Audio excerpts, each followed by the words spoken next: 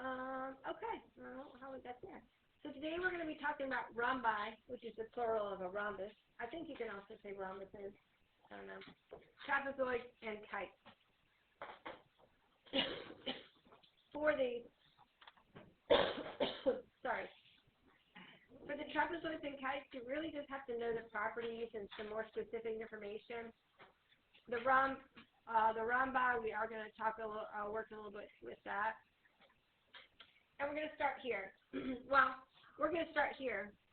Did you guys do this part of your of the welcome? Get out your 6-4 notes. Thank you, Annalena. She did. Anybody else?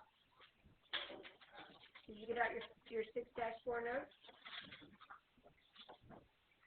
Charlie, you got yours out? Amari, you got yours out? Oh, great.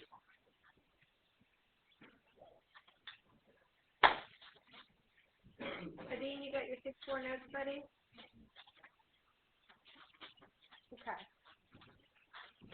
And the part we want to be looking at is this part, right? You're going to need this part. We're talking about a rhombus mostly today. So you're going to want to see, all right, well, a rhombus is a parallelogram, so it gets has all of these properties. But it also, it's a special parallelogram, like a rectangle is special, like a square is special. It's got specific properties that are,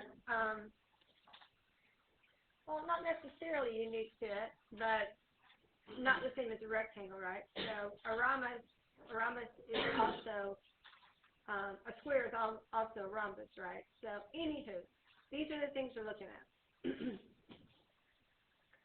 So here it says for the rhombus below, so when they say, just like when they say, using the rectangle blah, blah, or given the rectangle, when they say that, they're saying, all right, you have to know these properties, right? When they say it's a rectangle, you've got to know, okay, it's all 5 of these and these 2 things, right? When they say it's a rhombus, you got to go, okay, it's all 5 of these and these 3 things. When it's a square, you got to go, oh, it's all these things. Right, so the square has all these properties. Okay, we get a lot of information when they say it's a square. We know all these things are true. So here, when they say for the rhombus below, now we know the diagonals bisect opposite angles. The diagonals are perpendicular. So those are some things I just pulled off of there. That's not the only thing we know, but they just asked us to find these 4 angles given this angle, right? So if we use these properties, I'm going to mark this as perpendicular here as well. If this one is a right angle, then these are all right angles, right? Okay. So far, so good? This diagonals bisect opposite angles. What does it mean to bisect something? Bi is the prefix for what? And sect means what? Sector or parts, right? So bisect, can they just be any old 2 parts? 2 congruent parts, right? So these would be 2 congruent angles. So if this is 36, then this is 36, right? Well, this diagonal, we know that this angle,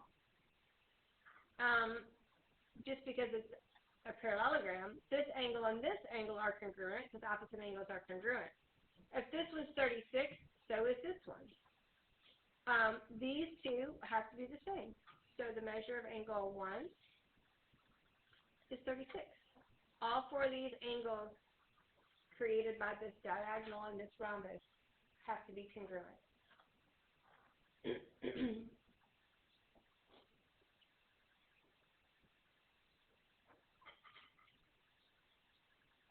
Couple different ways to do this, but this is the one I'm going with. So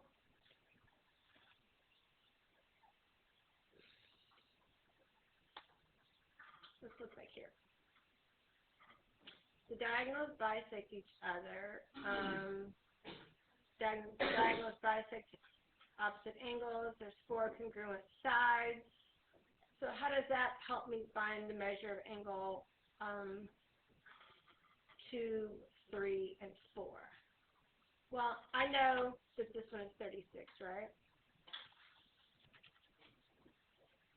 If this is 36, what does that square represent? What does perpendicular mean? That's a 90-degree angle, right?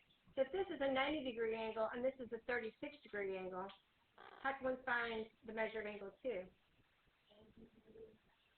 Add them together and subtract from 180. When you do that, the measure of angle 2 is 54.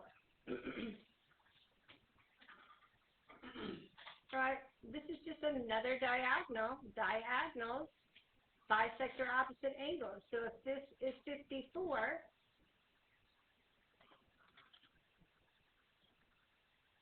what are angles 3 and 4? They have to be the same, right? This angle is bisected. If this is 54, this is 54. This angle and this angle are congruent. So rows 3 and 4 also have to be 54 degrees. Any questions? Does that make sense, Vivian? Does that make sense, Ashlyn? Does that make sense, Elizabeth? Okay. And down here, for the rhombus below, so once again, it's given us some pertinent information. Find the measures of angles 1, 2, 3, and 4, and they give us this one angle is 32 degrees. One of the things that we need to remember is all the sides are congruent, and the way I would do it is like, okay, well that makes this what kind of a triangle? This side here. What kind of triangle is that? Charlie knows. Go ahead, Charlie. It's an isosceles triangle. So that means these two sides, if these two sides are congruent, what do we know about these two angles? What do we know about the base angles of an isosceles triangle, Amaya? They're congruent, that's right. So if this is 32, then the measure of an angle 4 is also 32, right?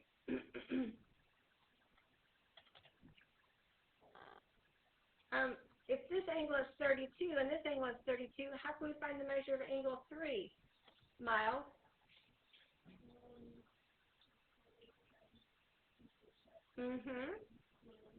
Perfect. 32 plus 32 is 64.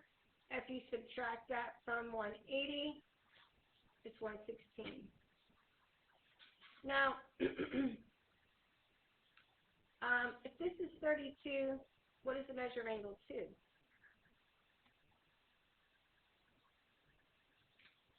So we're back up here.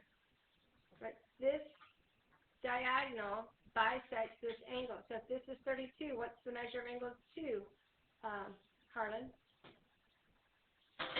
If this is 32, what's this? Yeah, exactly right. So this diagonal bisects this angle, means it splits it into two congruent parts. This part is congruent to this part. So if this is 32, that's 32. And then the measure of angle 1. Can you tell me what the measure of angle 1 is, Morgan? It sure is. Yep. A rhombus is a parallelogram after all, so we know the opposite angles have to be congruent, right? So yes, it's 116. All right, so far so good? Okay. So it says this is a parallelogram. It gives us the vertices, so we could find those vertices, right? Remember some of the basic by definition, well, maybe not by definition, but opposite sides are congruent and opposite sides are parallel. Let's look over here and see what we're going to be doing. We're going to take the 4 vertices, their ordered pairs, and we're going to find some themes. We're going to find the slope of RS. I got to keep going back and forth because mine can't see. This is RS. We want to know what is the slope of that. And then they ask for the slope of a side that is adjacent to that, right? Isn't that how they word it? Yes. Adjacent means it's next to it. So we could do RQ or SP. It doesn't matter because remember it's a parallelogram. So this side and this side are congruent and parallel. So this slope and this slope are the same. This slope and this slope are the same length. Does that make sense, Daria? Okay. Jatavia, sit up for me, please. All right. So we are going to find the slope, and there's a couple ways you can find the slope. You can use rise over run. I'm going to go this way.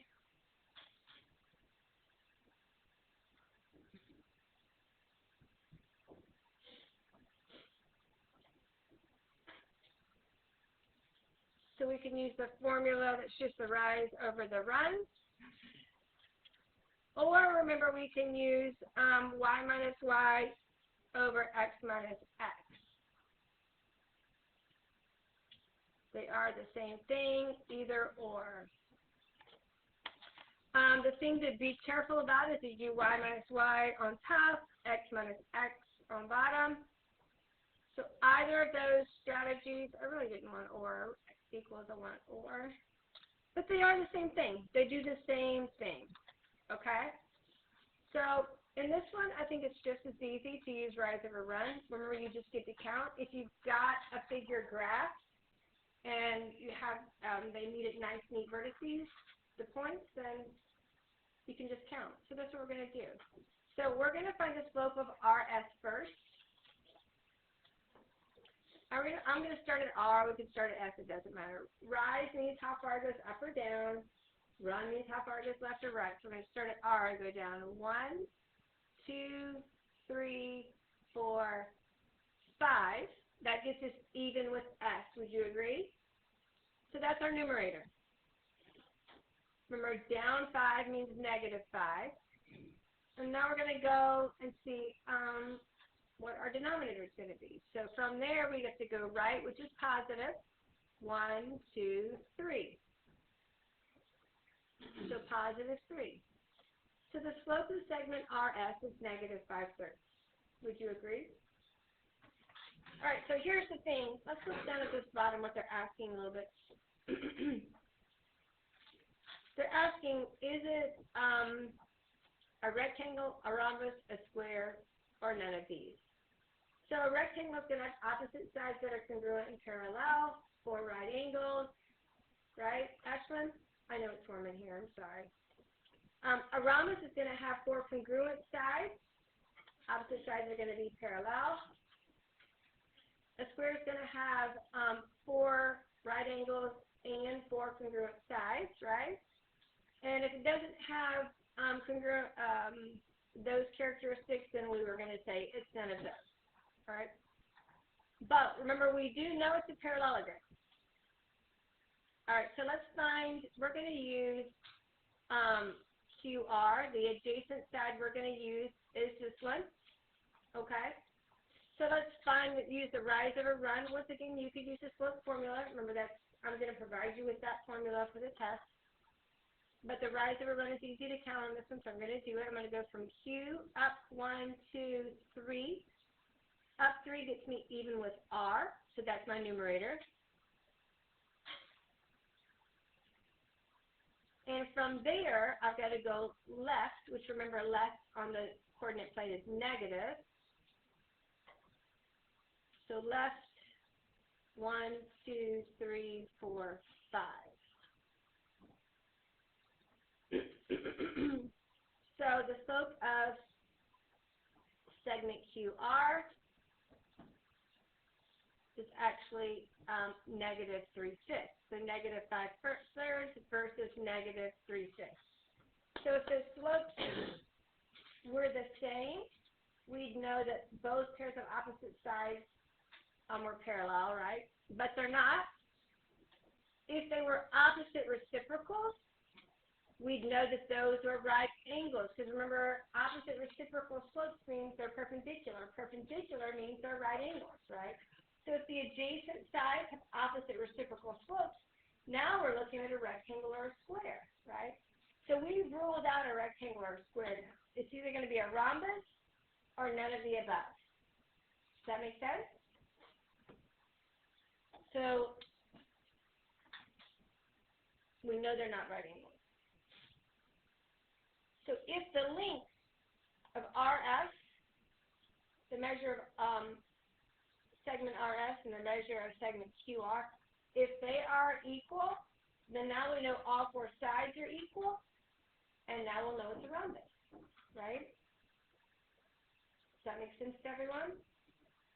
A square has all four sides that are congruent. Remember, a square is a rhombus and parallelogram.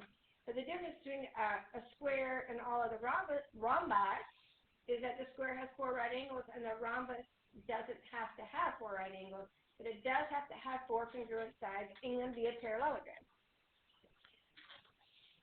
So we have to use the distance formula here.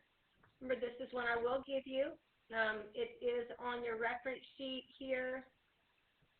Where did it go? So if you look at your home page in Canvas, that's the click there, you'll see this. This is what I'll give you for the test when we take it. All right, but we're going to use this to find the length of RS and the length of QR, okay? So I'm going to plug in. Let me see what I copied these so we could see them here. All right, so the length of RS means we use the endpoints R and S. Remember, this is X minus X, all squared, so the R, let's do this.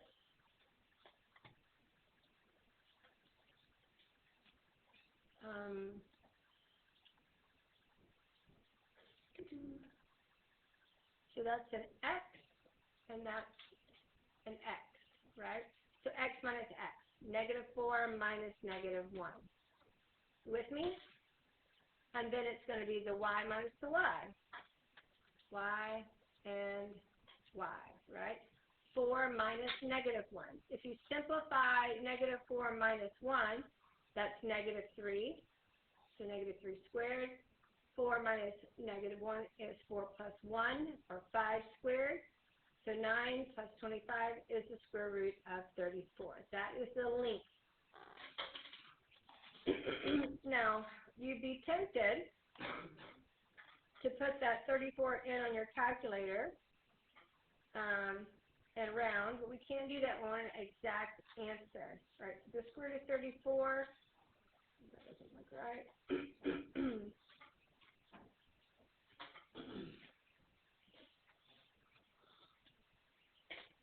Is 5.830951895, blah, blah, blah, blah. It goes on forever, right? It's an irrational number. So we leave it as a radical because that's the only way to give out an exact answer.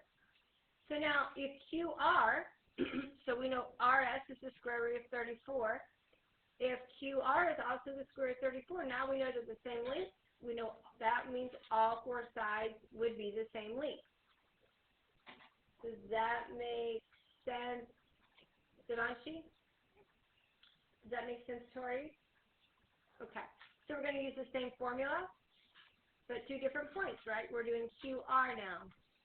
So here we're going to do, all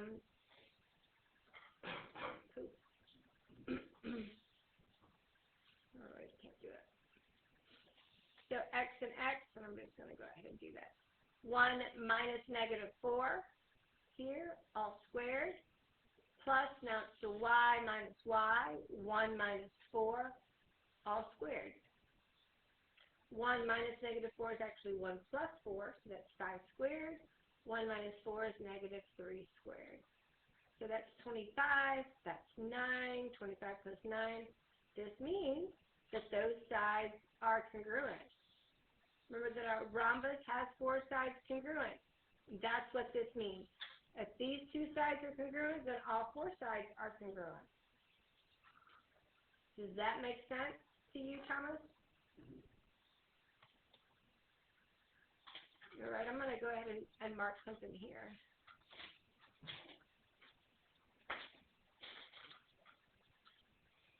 Maybe. I don't know why sometimes you can't grab them. All right, there we go. Okay. By definition, we know this side and this side are congruent because it's a parallelogram. Well, now we've proven that this side and this side are congruent, right? Well, we knew already that RQ was congruent to SP because opposite sides are congruent. So now we see that all four sides are congruent. Remember, that is one of the characteristics of parallelogram with all four sides congruent is a rhombus. So remember, a square is a rhombus. A square is a more specific kind of rhombus, right? It has to have four right angles. But so what we have is we have a rhombus. We know it can't be a rectangle because we've proven that the angles aren't right angles where the sides meet. So we know it can't be a square for the exact same reason. So the only thing it can be is none of these or a rhombus. And we know it's a rhombus because it is a parallelogram with all four sides congruent and no right angles. Any questions? Is that it? Oh, nope, here we go. All right. Every quadrilateral is a rectangle. Is that a true or false statement? False. That's right. Is every true or false? Every parallelogram is a rectangle. False. True or false? Every rhombus with four right angles is a square. True or false? True. If it's a rhombus with right angles, it is a square. Every rectangle is a rhombus. False. A square is a rectangle and a square is a rhombus, but there are rectangles that aren't rhombi, right? Okay, trapezoid, and we did talk about this a little bit. So side segment TR, it indicates is parallel to segment TA. These are the bases. We talked about this the other day. These two sides are parallel. Those are called the bases. The other two sides are called the legs. It's a four-sided polygon or a quadrilateral. One pair of sides is congruent, is parallel, not necessarily congruent. Well, never congruent, actually, not the bases. All right. An isosceles, I kept calling it a regular trapezoid the other day, but this is what I was talking about. A trapezoid in which the legs are congruent. So you can see here that this leg and this leg are not the same length, right? That's a trapezoid still. This is a particular kind of trapezoid, just like an isosceles triangle has two congruent sides. We know that the legs of an isosceles trapezoid are congruent. So the bases are always parallel. If the two legs are congruent, then it's an isosceles trapezoid.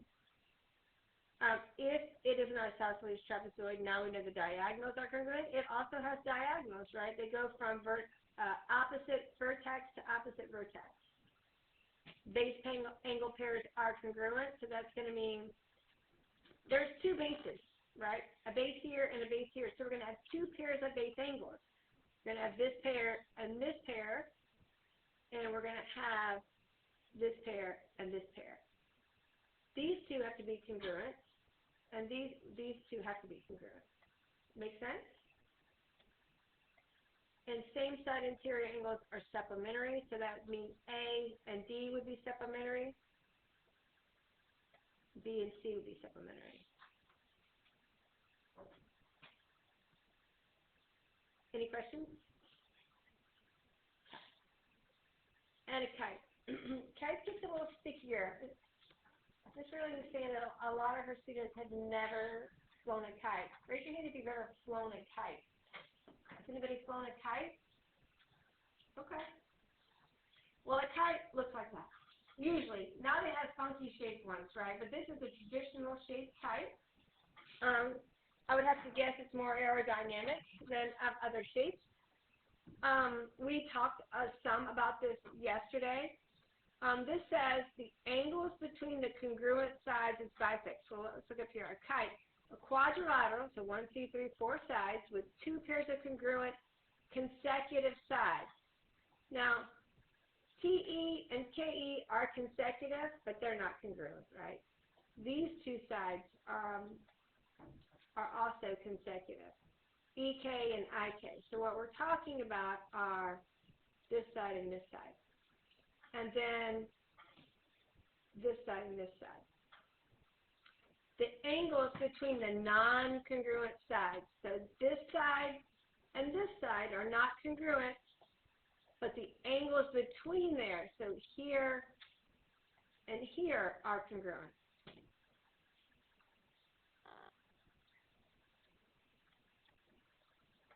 The diagonal between the non-congruent sides is bisected. So the diagonal that connects in between the non-congruent sides is bisected.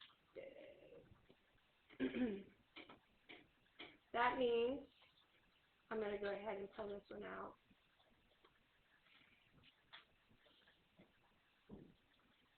Okay, so let's go down a little bit.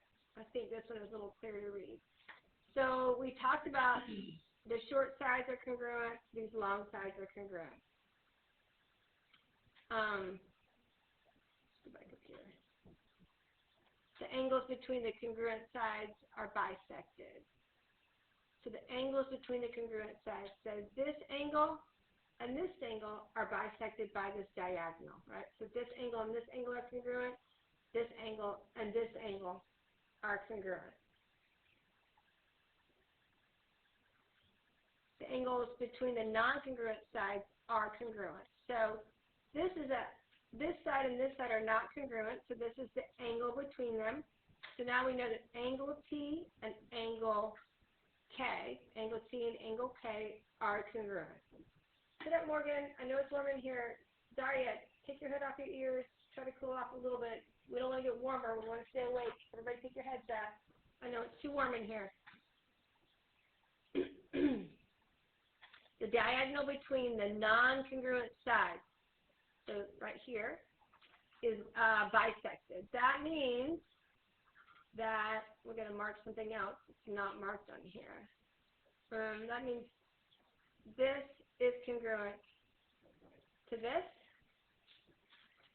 And finally, we know that the diagonals are perpendicular, and they've indicated that with the right angle here. So where they meet, they form 4 right angles. Like a rhombus, but it's not a rhombus. All right, so remember, if we go back here, so this is where the kite falls. It's only a quadrilateral, right? It is a specific quadrilateral, but it doesn't fall in the trapezoid, doesn't fall in the parallelogram, right? It is quadrilateral in kite only. Does that make sense? All right. Any questions? I think that's it. So I don't think you're going to have to do anything numerically with the kite or even a trapezoid, but you are going to have to look at the characteristics of the figure and determine maybe if it could be a trapezoid or a kite. All right, you can scan and submit. And anybody need to go back anywhere? All right.